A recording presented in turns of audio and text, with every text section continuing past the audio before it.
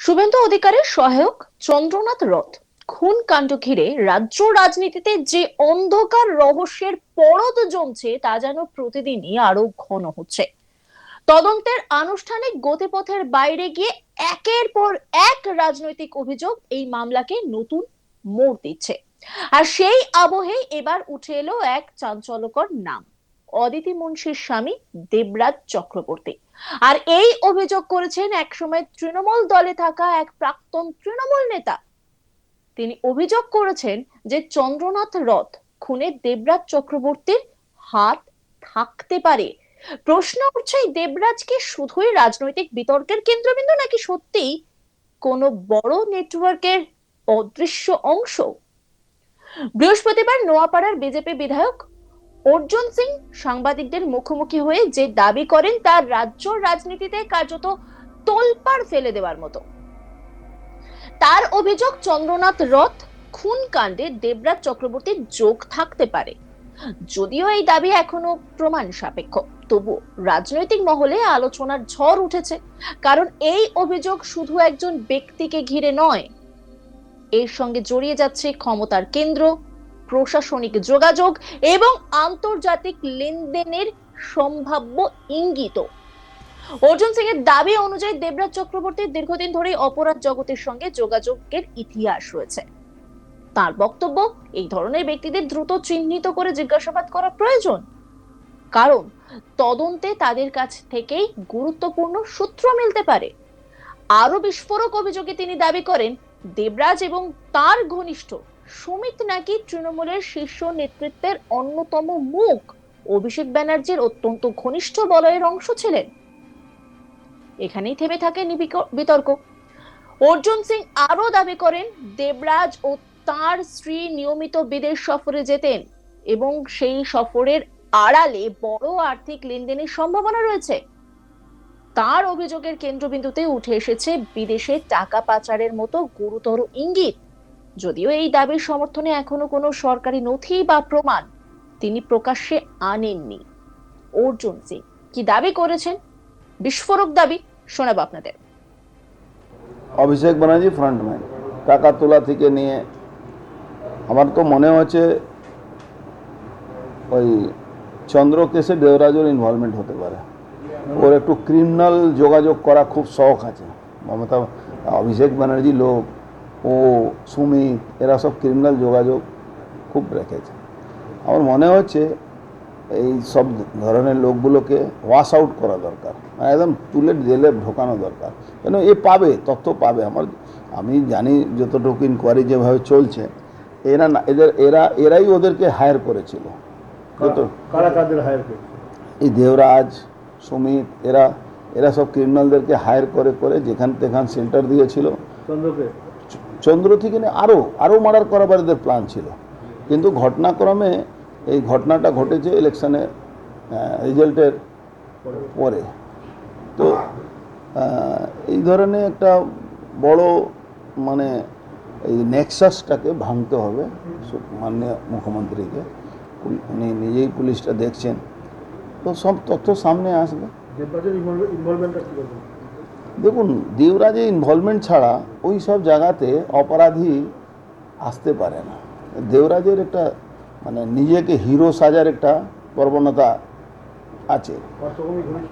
পার্থভূমি ঘনিষ্ঠ, সুমিতের ঘনিষ্ঠ, অভিষেক ব্যানার্জি বাড়িতে যাওয়া অ্যাক্সেস ছিল। তো ওর ব্যাপারে অনেক চিন্তা ভাবনা, এজেন্সিকে সার্চ করলে অনেকগুলো তথ্য বেরোবে ওর কাছে। বলছি যে আমার মনে হয় যে খুব কম হলে ও দেখবেন ওর বউ বরাবরই বিদেশে যায়, দেবরাজের বউ। এই হাওয়ালা নেক্সেস দিয়ে টাকাগুলো পাঠিয়ে, অভিষেকের টাকাগুলো ওর কিন্তু বিদেশে কোম্পানি খুলে অ্যাকাউন্ট খুলে রেখেছে।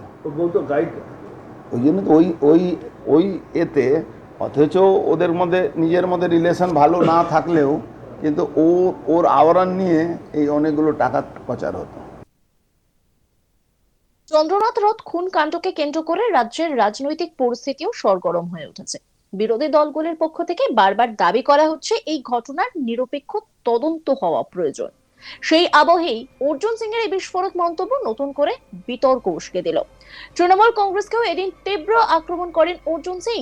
তার অভিযোগ, তৃণমূল এতদিন পুলিশের ভরসাতেই চলেছে, সরকারে ছিল বলেই দলটা টিকে ছিল। এখন ধীরে ধীরে দলটা ভেঙে পড়বে। তিনি আরো বলেন, রাজ্যের মানুষ এখন সব বুঝতে পারছেন এবং সময়ের সঙ্গে সঙ্গে তৃণমূলের ভেতরের দুর্নীতির চিত্র সামনে চলে আসবে। এদিন জনপ্রিয় সিনেমা পুষ্পার সংলাপ টেনেও কটাক্ষ করেন তিনি। অর্জুন সিং বলেন, পুষ্পা বলেছিল ঝুঁকেগা নেহি, কিন্তু এখন পুষ্পাও ঝুঁকে গেল।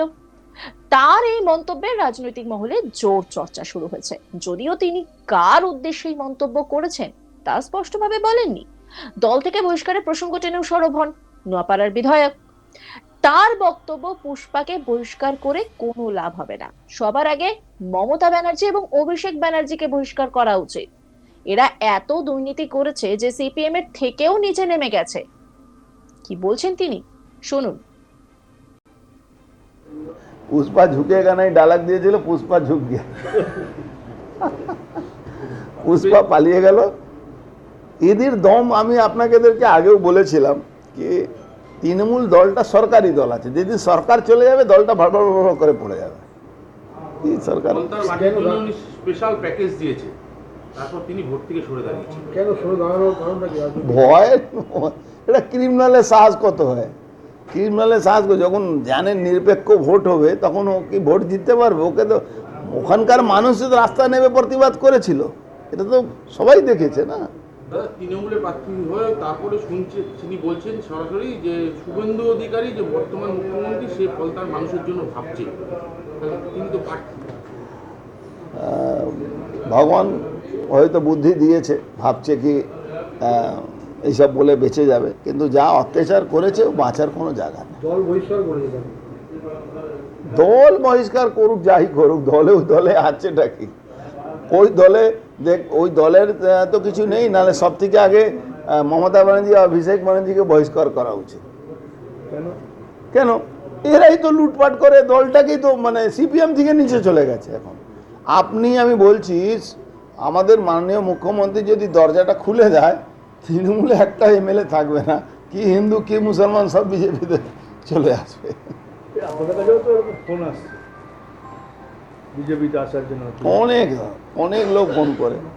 আমরা ভাই পার্টির সিদ্ধান্ত যেটা আছে সেটার এবারে বেশ করে চলি। দলে এই নিয়ে একটা বিরোধ সৃষ্টি হয়েছে।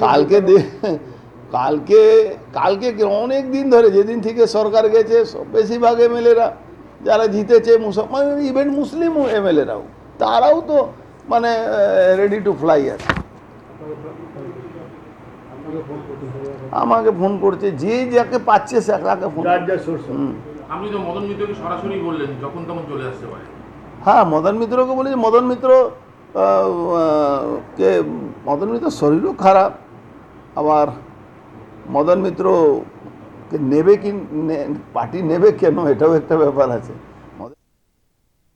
অর্জুন সিং এর এই বিস্ফোরক অভিযোগ রাজ্যের রাজনৈতিক মহলে নতুন করে উত্তেজনা তৈরি করেছে। অন্যান্য খবরের আপডেটের জন্য অবশ্যই নজর রাখুন আজ তাক বাংলার ইউটিউব স্ট্রিমিং এ। লাইক, কমেন্ট, শেয়ার এবং সাবস্ক্রাইব করতে ভুলবেন না।